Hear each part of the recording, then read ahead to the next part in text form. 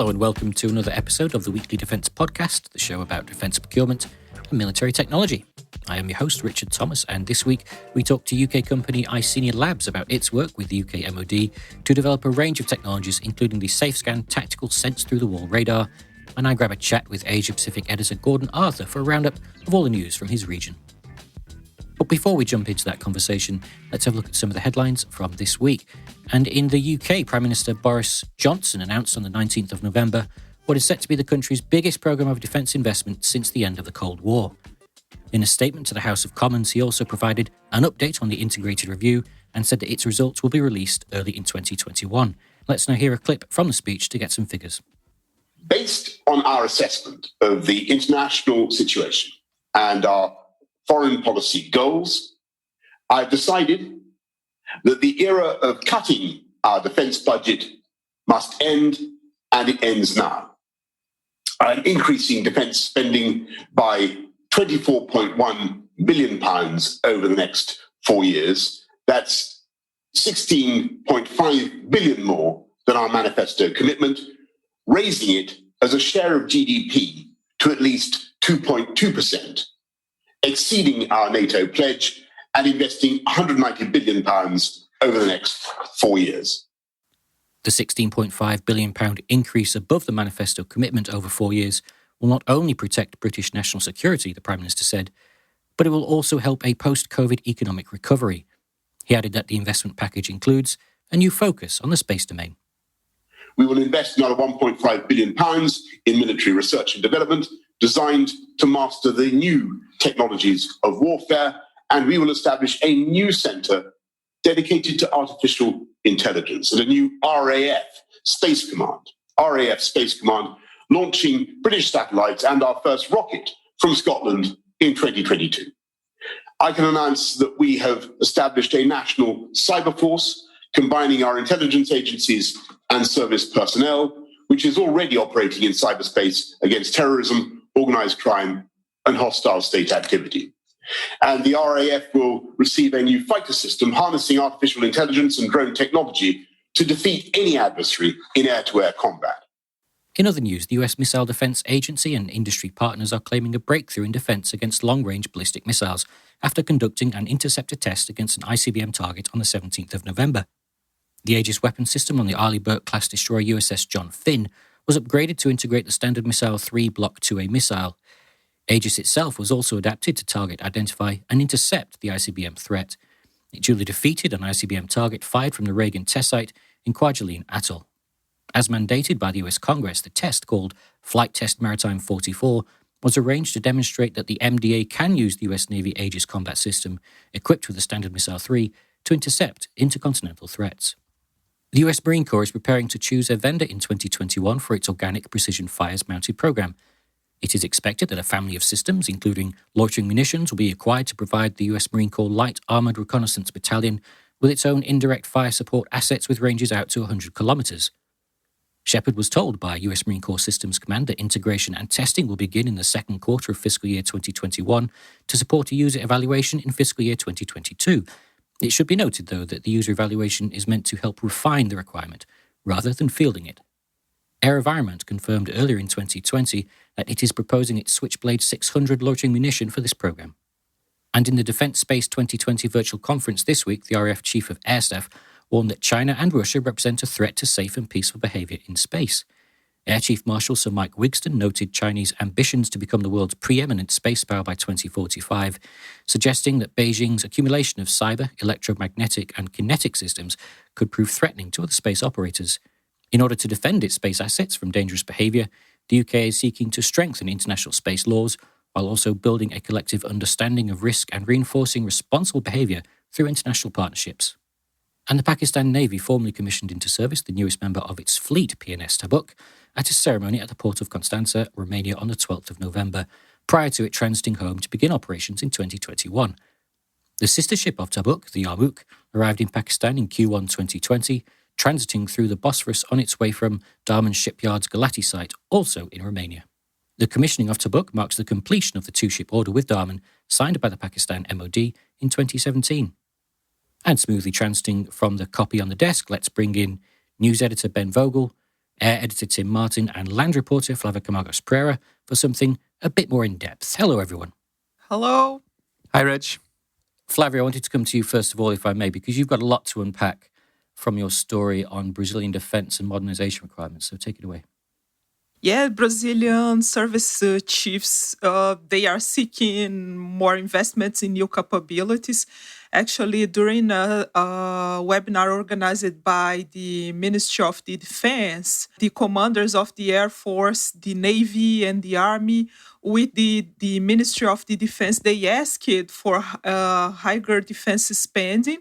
They stressed that more investments in new capabilities is essential to maintain the readiness of the armed forces. And the Ministry of Defense, Fernando Azevedo Silva, he claimed that some of the systems and platforms that are in use today have been in service 40 to 60 years. And it includes the C-130 and the F-5 that have been operated by the Air Force for over 40 years. The minister emphasized that one of his priorities is to enhance and modernize the equipment operated by the three service. And he also highlighted that the operational capacity of the armed forces must be reviewed. I think it's interesting to highlight the armed forces. They play a quite relevant role in Brazil because they can reach areas that no one can, especially in Brazilian North. That's in a quite hard area to live or to maintain. And another challenge to Brazilian armed forces is the shared geographical size of the country. Brazil has 8.5 million square kilometers, and it's a huge area to cover. The armed forces must monitor and guard a total border of 17,000 kilometers, and the border is with 10 countries. So it's a challenge for Brazilian armed forces to cover everything without any new capability. So you've outlined the fact that Brazil needs to modernize a lot of its equipment. You're talking about sort of 4 and 6 decades old, some of it, which is quite old. What's the financial situation like then? Can it afford to do that? Yeah, actually, Brazil is running some programs to improve the capabilities of the armed forces. The main problem is exactly the budget, because 8% of the defense budget is earmarked to pay salaries. So less than 10% is spent on critical systems or equipment upgrades, which is a challenge for Brazil. And including Brazilian news outlets, recently they spoke about the plans of the defense to increase the spending. The newspaper, O Estado de São Paulo, showed that the Ministry of Defense has requested a 50% budget boost for 2021. Actually, I think at this point it's hard to predict if it will be possible, because on one hand, Brazilian President Jair Bolsonaro, he's a former army officer, and he actually supports the claims from the armed forces. He also supports that the fact the armed forces would need more capabilities and a higher defense spending. On the other hand, the coronavirus crisis has impacted the Brazilian economy in a strong way, and Brazil at this point is just looking for ways, trying to find ways to overcome this crisis and to recover the economy. I mean, I got to draw out a single statistic you mentioned then, that 80% of Brazil's defense budget spent on salaries, which is remarkable. If you look at data from the World Bank, and it shows Brazil's defense budget as a percentage of GDP at about 1.3 to 1.5% over the past 10 years. So that's pretty steady. But yeah, how it can carry on with such a with spending such a large proportion on salaries, 80%, while only spending 10% on equipment and systems. I mean, that's just topsy turvy, isn't it? How does the budget then tally with ongoing procurement efforts? Presumably not that well. Yeah, actually, this situation is quite common in South America in general. All the culture in South America, the largest amount of the defense budget is earned market to pay salaries. Because of the situation, it's hard for South American countries to improve their inventory or to modernize their portfolio. Including the Brazilian Ministry of Defense. During this webinar, he warned that the major programs for the tree service must be scaled back or delayed. For example, the Army's Guarani program will have a 12-month delay. But under this program, the Army is acquiring more than 1 million armored vehicles, and the last deliveries initially were scheduled for 2040, and now they were rescheduled for 2041. And actually, if Brazil stops progressing with these main programs, with these major programs, they will be in a hard situation in a short range. For example, the Navy is currently investing in the procurement of 4 Tamandaré-class frigates. Then they are likely to be handed over by 2028. And the first one will arrive in 2025. And at that moment, the Navy will have only 3 escort ships in the fleet. What is crazy if you think about the area that Navy needs to patrol. It includes 6 million square kilometers of the Brazilian coastline, because Brazil doesn't have Coast Guard. Navy is responsible for patrolling and monitoring the coast as well.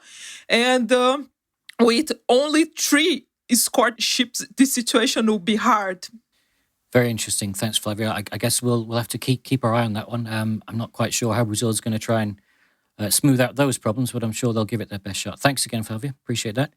Let's swing over to Ben, and you're going to bring us a story from one of Shephard's contributors on the US Army adapting Navy missiles for one of its own programs. So go for it. That's right, Richard. Jason Sherman in the States has dug into a contract announcement from early November that clearly shows the US Army intends to adopt US Navy weapon systems, specifically Tomahawk cruise missiles and Standard Missile 6. Now, the Army is aiming to field this prototype mid-range capability battery by 2023 by getting Lockheed Martin to integrate it into a new ground launch system. So, according to Jason's report, why is the Army going to use Navy weapons? Well, it appears that the Army thinks that adapting an existing proven system will simply allow it to move faster through the gears in the acquisition process compared with traditional procedures. And I'm sure you, Richard, and many listeners can think of examples of programs in the past that have been mired in delays and cost overruns. So there's that kind of simple explanation. And while there's no such thing as a foolproof approach, there certainly seems to be a logic to what the Army is doing here. Yeah, I mean, the Army's aware of its that it's fallen behind the likes of Russia and others when it comes to kind of long and medium range supporting fire. What does this mid range capability hope to achieve then in terms of the Army's structure? Well, basically, as you were suggesting, I mean, the aim is to plug what US commanders are calling a high risk capability gap, actually a very high risk capability gap. The Army earlier in 2020 conducted what it called a strategic fires study, which revealed a gap between 500 and 2,000 nautical miles in terms of range of missiles. And this caused concern, obviously, given the missile threat from countries such as Russia, China, Iran, North Korea. Hence a perceived need for the mid-range capability. And the idea is that it would slot in future between the planned US Army precision strike missile and the long-range hypersonic weapon in the future army inventory. And it's worth noting as well, Richard, that the US would actually have been prevented from going in this particular direction by the 1987 Intermediate Range Nuclear Forces Treaty, which also banned the development of conventional ground-launched missiles with a range of beyond 500 kilometers. But this barrier was removed in 2019 when the Trump administration withdrew from that treaty, citing various Russian violations. I suppose there's an easy question to ask as to whether a different administration will take a different approach. I'll leave that one there. And any details on the battery loadout? Well, that's still to be determined, although Jason spoke to senior US Army officers who said that the current thinking is between 4 and 6 missiles per battery. But as I suggested, much, of course, depends on the final design choice. Sure. Okay. Thanks, Ben. Appreciate that. And finally, going to move over to Tim. Thanks for waiting long. You've got a week ago, just as background, a week ago, the UK Public Accounts Committee had some fairly rough and tumble things to say about Crow's Nest and the aviation element to the UK carrier strike capability. So tell us a bit more about that. Yeah, that's right. As we know, it's probably not the first time that a external body has criticised the likes of Crow's Nest and F-35. We recall earlier this year that the NAO were also critical of both. But they haven't held back here, the Public Accounts Committee, because they criticised Crow's Nest effectively for poor contractor performance and inadequate departmental oversight, departmental being the Ministry of Defence. And they also questioned how many F-35s the Ministry of Defence can afford. So I think, that's very interesting and goes to the heart of the debate around the 138 figure that the MOD have said that they're committed to. Just on that very specific point, it's worth reading out a quote, kind of the assessment, because it kind of gives you a real flavour for this type of thing. But the Public Accounts Committee said that the department could only provide us with a broad breakdown of the estimated whole life cost of the Lightning II programme, and asserted that it would be misleading to provide a specific per aircraft cost.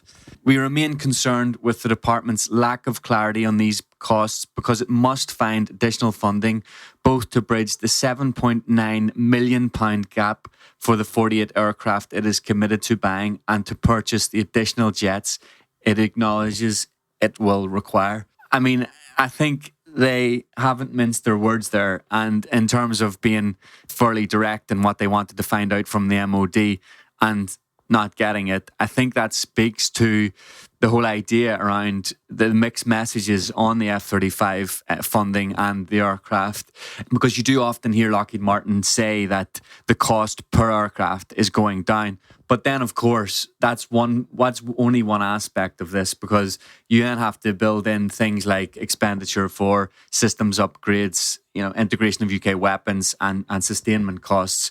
And of course, it were those types of items that the NAO suggested were rising quite significantly when they had their last carrier strike report, because they said that those had driven the programme cost up by 15% from £9.1 billion to £10.5 billion.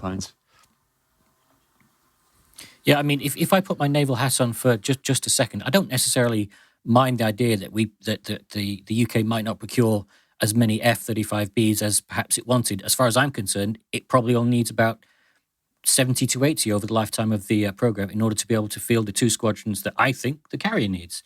So that's fine. What about Crow's Nest? Because that's something that allies, the Marine Corps, let's say, can't step in and help the UK out, because this is a UK capability that should have been ready by now, or very, very, very close to being ready. Yeah, quite right. I mean, it goes back to 2016, the first time that Lockheed Martin was contracted, and then the subcontractors, Leonardo and Thales, were involved. It it's 18 months delayed. As we know, the IOC is September 2021. The positive, I guess, or at least it's been framed as a positive, is that Jeremy Quinn, the Minister for Defence, confirmed earlier in November that a baseline capability would be available for the 2021 carrier strike deployment. That's nice, but really the Public Accounts Committee doesn't hold back again, suggesting that the problems that arose were due to the fact that the industry underestimated the tech risk from the outset and had under-resourced the programme. These problems, the report says, had been compounded by a can-do attitude within industry and a misplaced belief that it could catch up. Again, very frank, very clear. The problem lies with industry and the oversight from the Ministry of Defence. And, 4 years after the initial news was announced, we're no closer to actually having the capability on, going live. And so, and as you mentioned, it is actually, it's central to the carrier strike capability. It's effectively the airborne early warning radar system that the Navy Merlin helicopters will use for long-range air, land and sea surveillance and detection. It's nothing insignificant here. It is very, very important. And I also think from industry's point of view, on these programs that are for our flagship, really, you often do get sporadic updates. I don't think we've ever had that from Leonardo, from Lockheed Martin, and from Thales.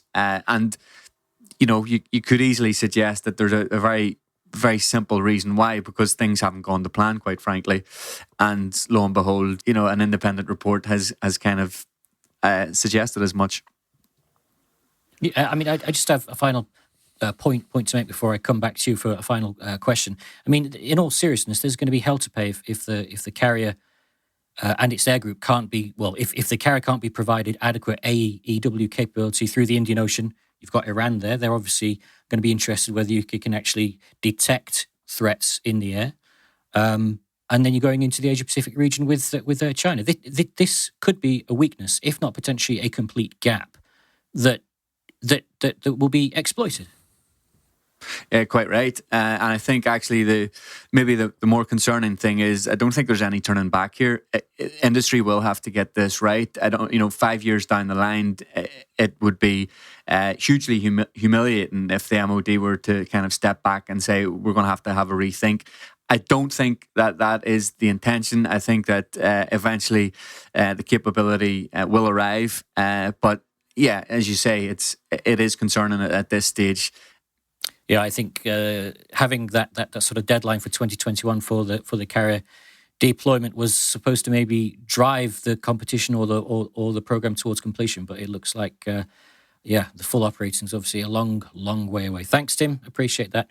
So for our listeners, if you'd like to find out more about the stories that we've mentioned today or any other stories we have ever mentioned on the podcast, please visit our website, shepherdmedia.com/news. And coming up next, we are in conversation with Gordon Arthur to find out what's been happening over the past month in the Asia-Pacific region.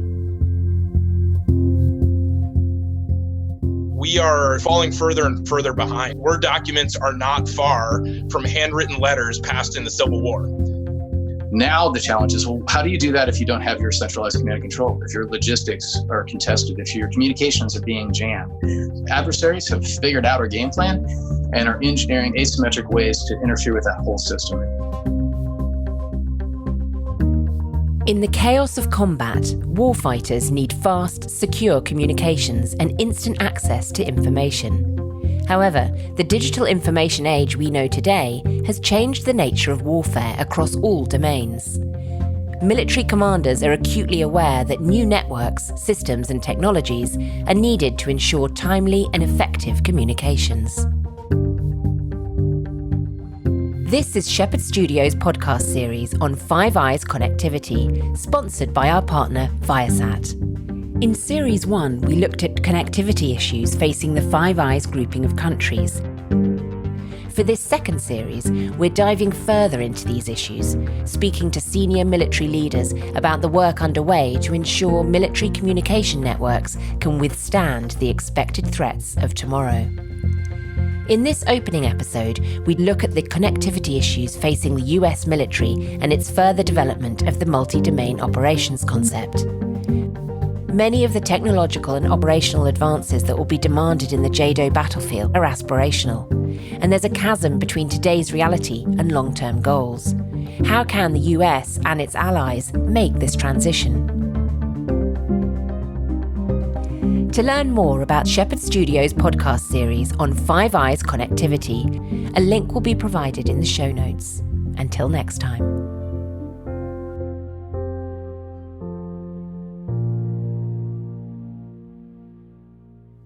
As we move towards the end of 2020, perhaps not quickly enough for some, the Asia-Pacific region likely faces much the same defence and security challenges next year as it did this.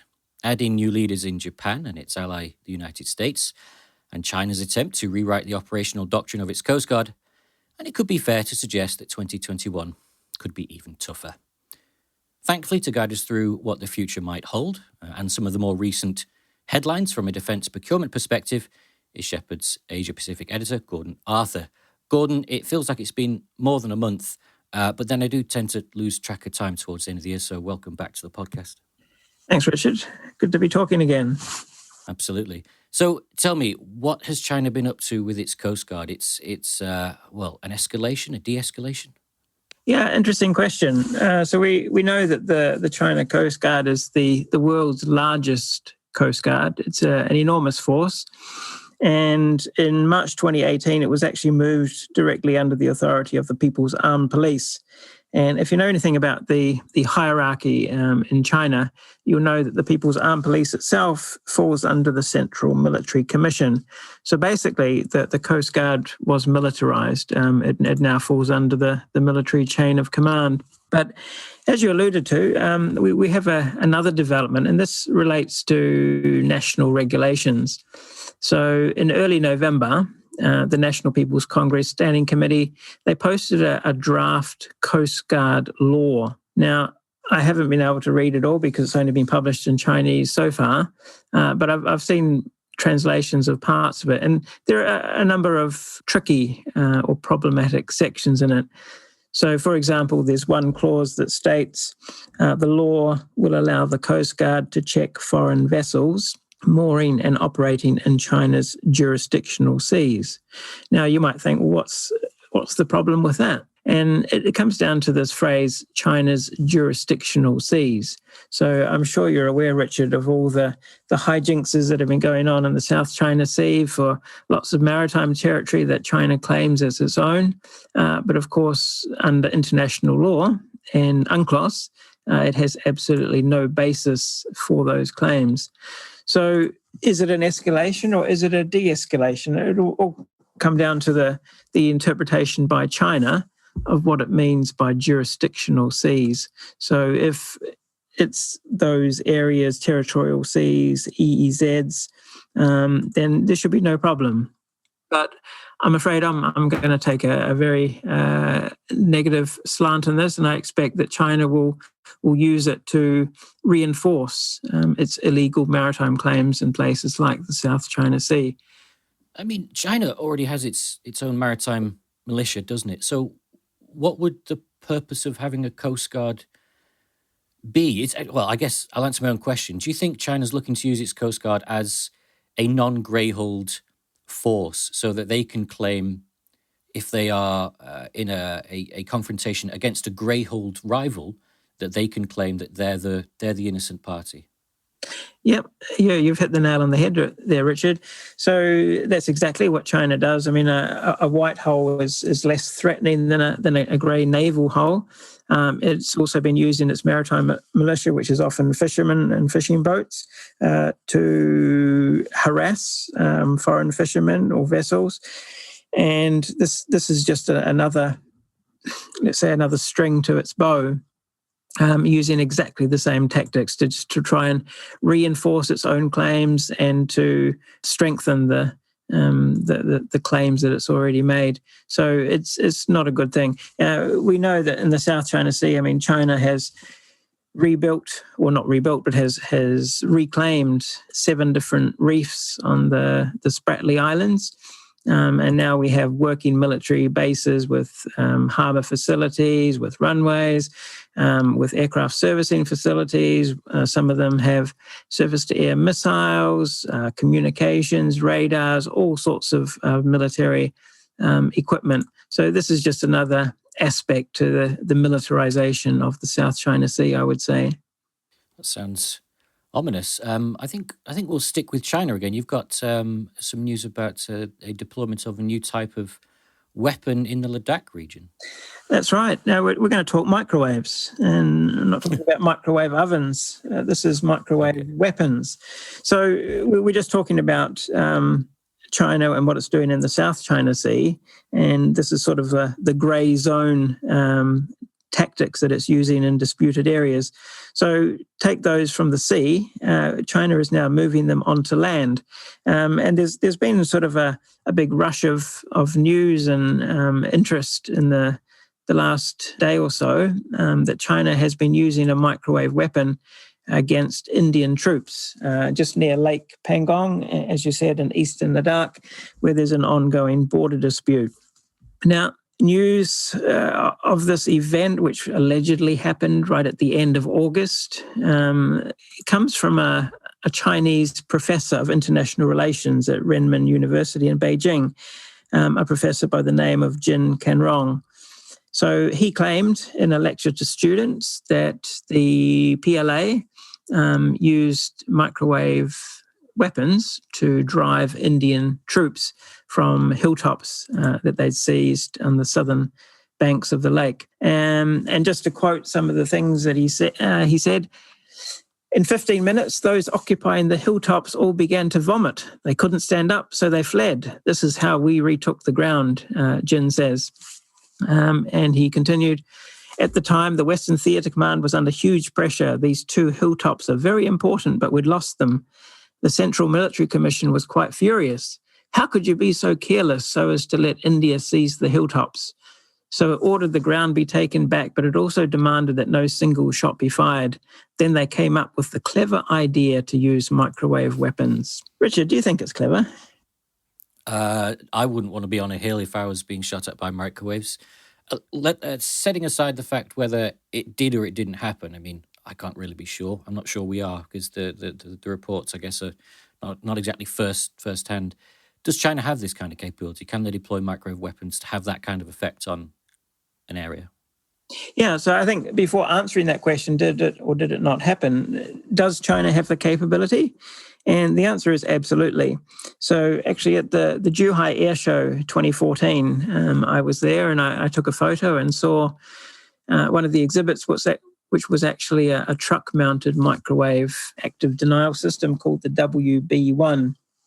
This was being marketed by Poly Technologies, and it had a claimed range of 80 meters, which I don't think would be enough if it was sitting at the bottom of a hill to drive troops off the top of the hill. But I'm sure China, in the intervening 6 or so years, has developed new and more capable microwave weapons with longer ranges. There's also been unconfirmed reports that China has fitted such microwave weapons onto naval vessels. There have been ex-PLA people who have advocated using directed energy weapons against the US in the South China Sea.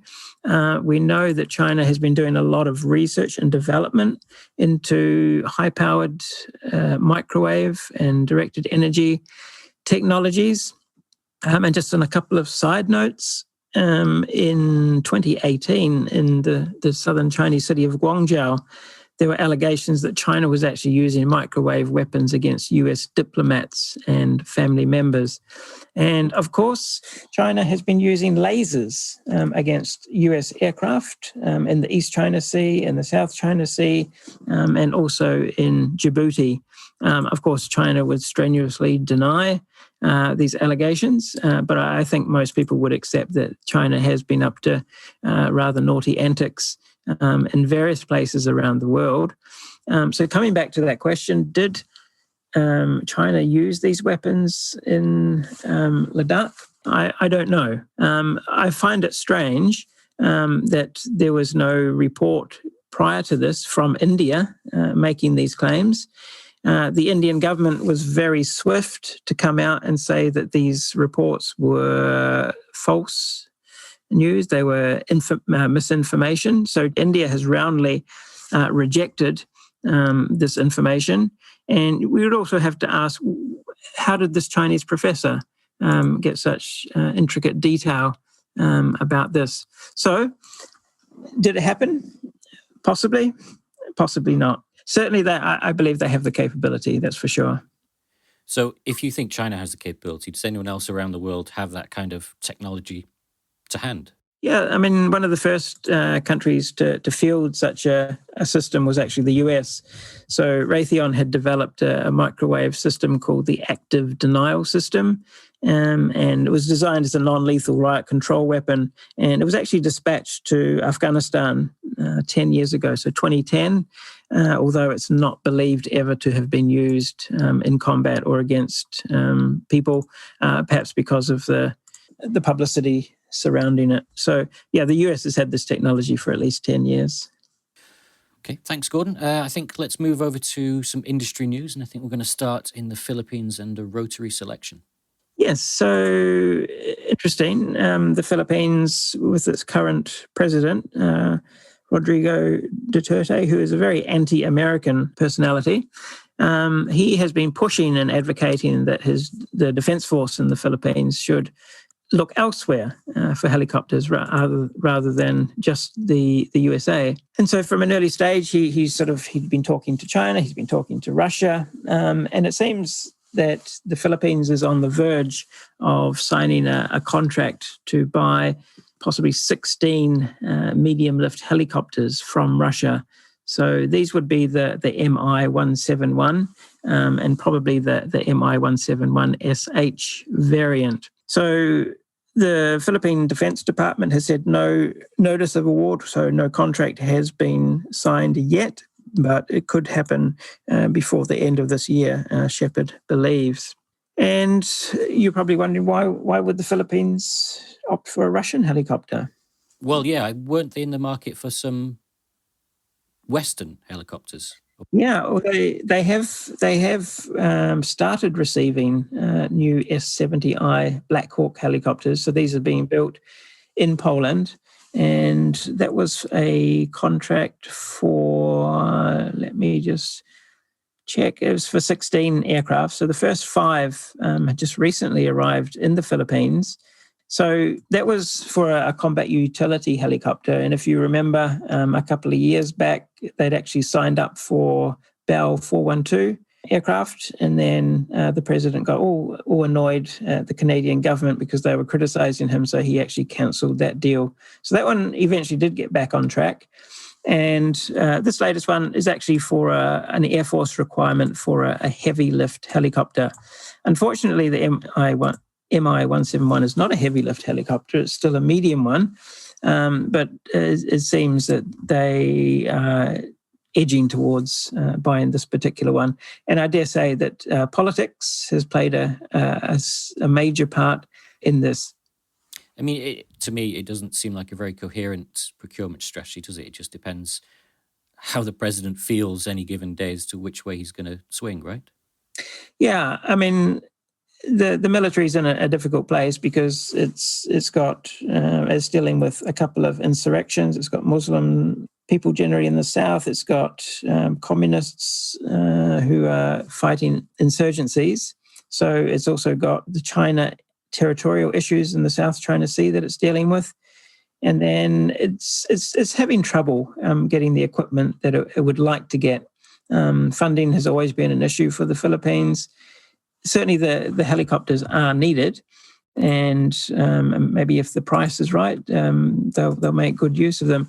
But I guess another threat is the CATSA regulations, so the Countering America's Adversaries Through Sanctions Act. If the Philippines did go ahead with this buy, would the US react and impose some sanctions on the Philippines? That's an important question, because that's also affected the Philippines' aim to buy T-129 attack helicopters from Turkey. So that's pretty much on hold because of the CATSA regulations. Yeah, that's a fair point. You noted in the copy as well that the Philippine Army looks like it wants to encroach on the Air Force's aviation capability in fielding its own helicopter force. So what's driving this one? Yeah, I mean, the Philippine Army's never really had rotary assets. It's had a few light planes. In fact, a number of years ago, I actually went up in one of these little Cessnas to see some special forces doing some parachuting. It was all very exciting. But they do definitely want to move into the helicopter arena. And I guess lots of military services would like to have their own equipment, because then they don't have to rely on a separate force. They can prioritize how they use those assets. So it is starting very slowly. It's formed an Army Aviation Regiment, and last month it actually commissioned its two first helicopters, which were Robinson R-44 Ravens. So they've entered service. They'll be used for pilot training. And there's at the moment about 16 Philippine Army aviators undergoing training. And over time, the Philippine Army would like to expand its helicopter fleet. So it would ultimately like combat utility, close air support, training, medevac, and combat search and rescue helicopters. So ambitions. But you have to ask the question, would the Philippine Air Force and the Philippine Army start overlapping in terms of their missions if they're both trying to do the same thing? Absolutely. Okay, onwards to Australia and another development in the Land 400 Phase 3 program. Yeah, so this is a very important project for the Australian Army. It's got its M113 AS4 fleet of armoured personnel carriers who desperately need to be replaced by something way more capable and modern and more heavily armoured. So in November, Rheinmetall unveiled its offering. And if you remember, there's only two contenders that have been shortlisted.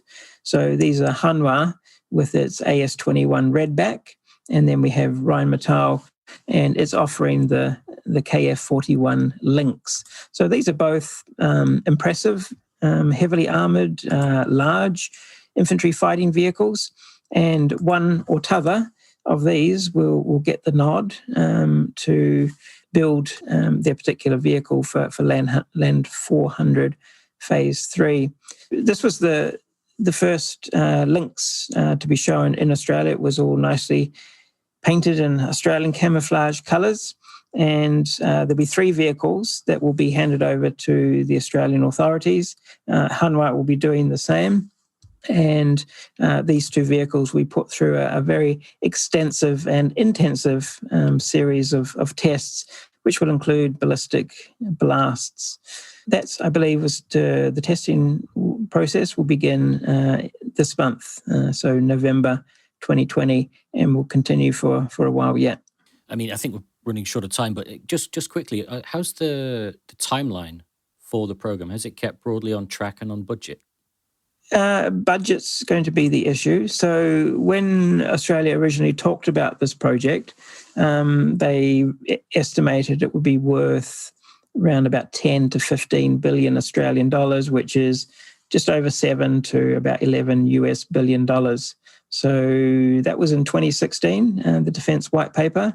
The latest estimates in the 2024 structure plan, the price is now ballooned out to 18 to 27 billion Australian dollars. So it's pretty much double what they were initially estimating, and that's just over a period of 4 years. So prices are going up.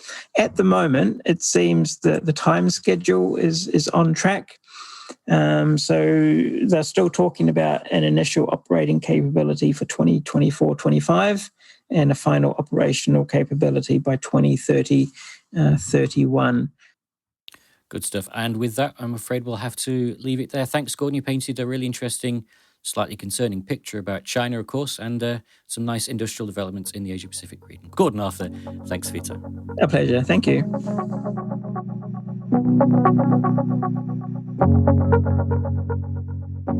if you roll right the way back to that sort of 1950s, 1960s, early 70s, the UK was really at the cutting edge of space and space launch in every aspect. And now we're getting back there again. How do you weigh lunar sample in a weightless environment? How do you test for water on the tip of a drill bit on the moon when you're back on Earth? Our ability to be part of that program is absolutely fascinating. The UK space sector has seen rapid development in recent decades, with a total income of about £15 billion and generating more than 40,000 jobs. The industry and its government partners have identified significant room for growth in the coming years, fuelled by domestic investment and international programmes. However, the sector faces a number of challenges. How can it recruit the people it needs when there's a widespread shortfall of STEM-focused employees? How can it support education across the board, from primary level to university students? And what will be the impact of leaving the European Union? Welcome to episode 2 of the Defining the Future podcast, Shephard Studios' series on aerospace and defence innovation, sponsored by our partner Raytheon UK, a company invested in Britain, creating British jobs and supporting local communities around the UK. To learn more about the transformation underway across the UK space sector, listen to the Defining the Future podcast, available now wherever you get your podcasts.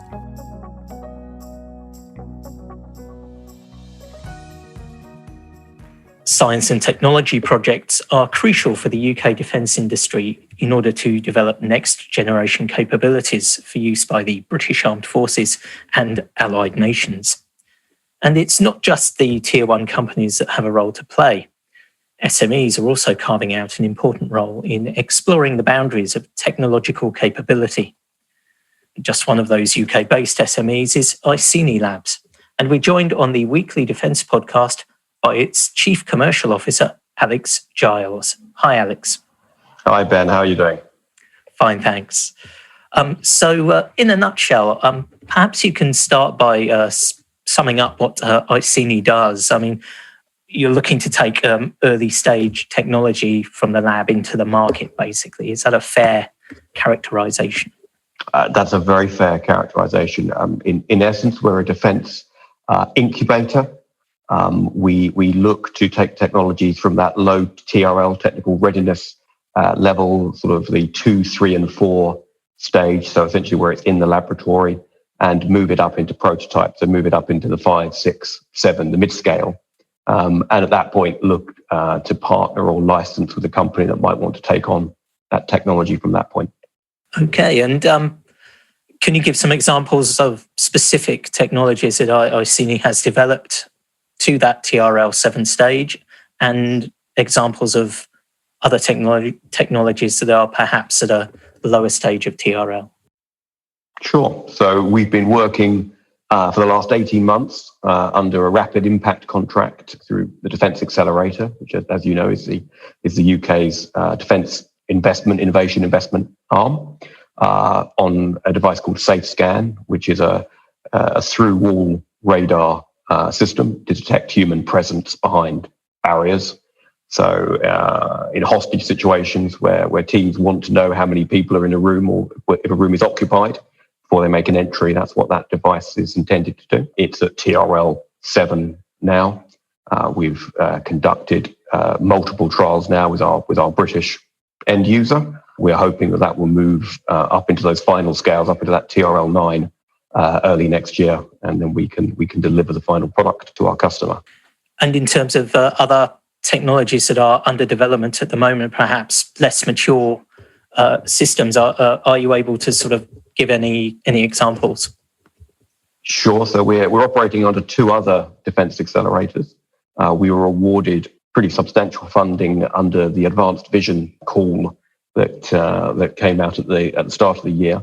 So that's a 2-year project that we started a few months back. Without going into too much detail, because it's quite a sensitive project, but we're looking at enhancements to thermal imagers using an advanced materials solution. So that is a very low TRL. I wouldn't call it a moonshot, but it's a low sort of TRL, sitting at sort of the 2 at the moment, moving into 3.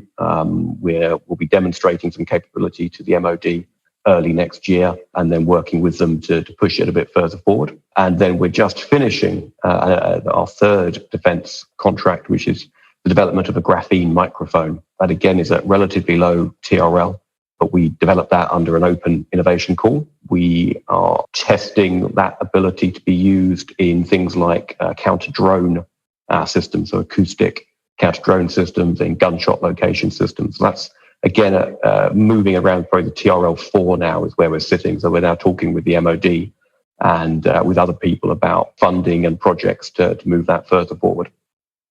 Okay, and just going back through the wall system, SafeScan, what kind of standoff range does the system have, or does the system need to be sort of put right up next to the wall in order to look through it? We have a standoff range that is classified of what that range is, but it has standoff capability. It has an extensive range through barriers after that, and it is a standoff capability. I see, and obviously, being a classified project, there's a limit to what you can tell listeners to the podcast. And the origins of the system, do the origins lie with academia or as an industry project? It started as an academic project. The concept that we're based on, I mean, it is an ultra-wideband radar system. That is, anyone listening to this that wants to start Googling that will find academic papers dating back a decade or so at least for those types of capabilities. So we're not suggesting that we've invented that. Where we've brought I think a big spin on it is we started the funding through medical funding. So we have a partnership with Royal Papworth Hospital in Cambridge in the UK. And we were funded, first of all, where they wanted to have a device, essentially a non-contact movement device to look at sleep apnea in their sleep clinics.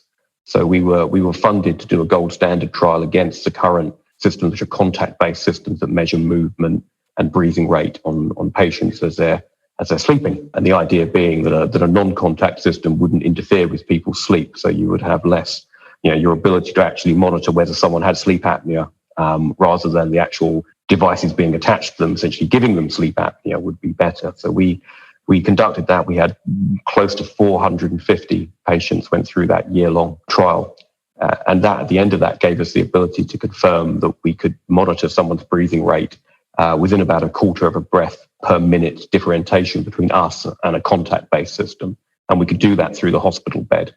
And so once we were able to bring that to the MOD, bring that sensitivity and the ability that we were going through already quite a substantial barrier, because a hospital bed is quite a chunky piece of kit. I think they were very interested in what we were doing and were able to fund us to push it forward as a tactical product.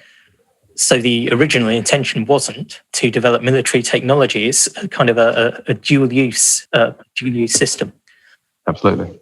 And that's I should say, is coming back round again. We're funded under 2 new Innovate UK projects that we've started this year that we've been funded for. One is to take the device into care homes and to monitor people's breathing rates in care homes. And one is to start a second trial at Royal Papworth Hospital, which is starting to look at whether we can monitor COVID-19 patients and look at deterioration there. So we started medical, we went to defence, and now actually we're coming back into medical again. Okay, but I'll go back to defence now.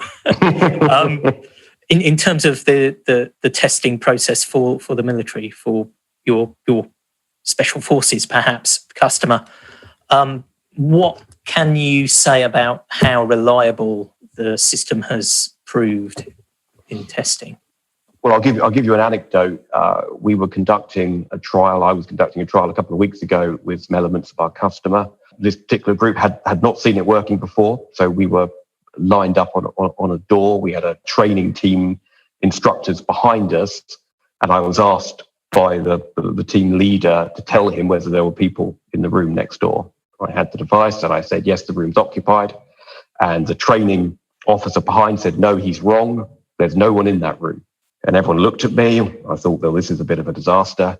We opened the door. It was a pretty solid structure. And there was one of the other training officers who'd gone in there to make a phone call and wasn't supposed to be in there. And at that point, the rest of the team just looked at me and said, right, we're going to listen to him now as we go through the rest of this training rotation. So that worked out well then.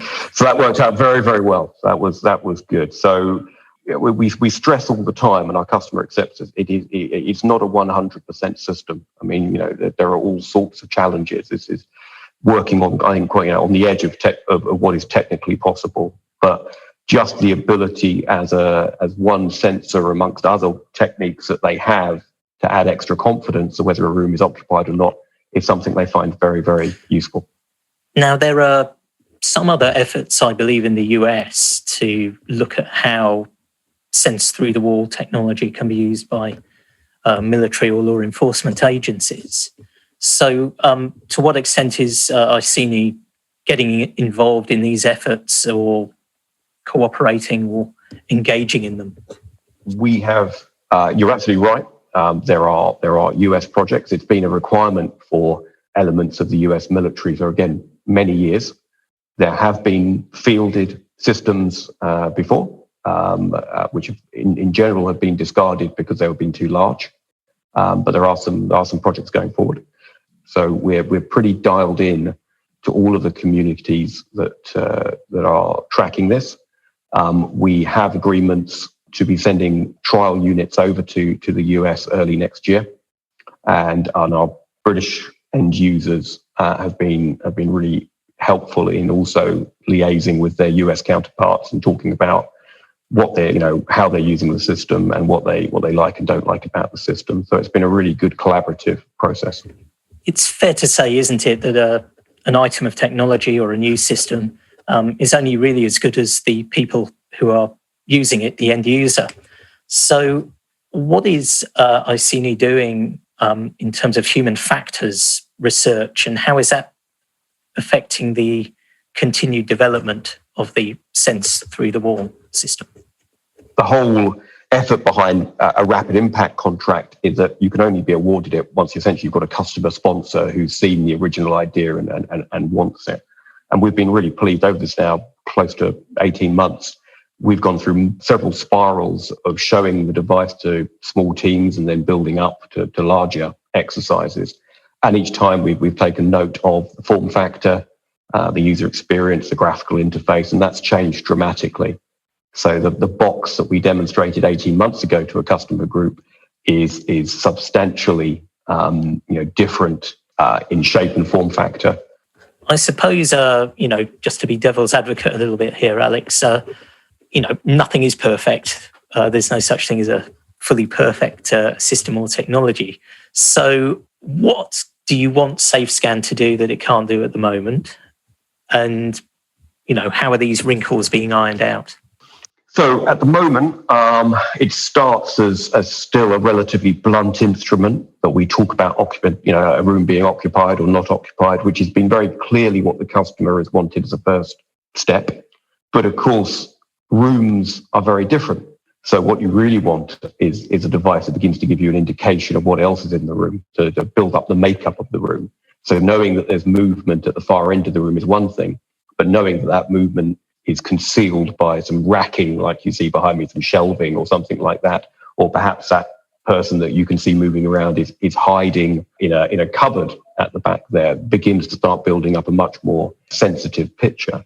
Or for that matter, as you begin to track multiple people in a room, where at the moment most devices, including ours, will give you an indication that there's lots of movement going on, lots of people milling around, but again, in very sensitive hostage rescue situations, you really would ideally like to have more discrimination. But having said that, our approach has been that you don't expect any one sensor, any one piece of kit to give you the entire answer. You need to build up an array of systems together that can then collaborate with each other to build that picture up. I see. And there's a something called Team Tercio that SafeScan has been integrated with. Can you just explain a little bit more about that?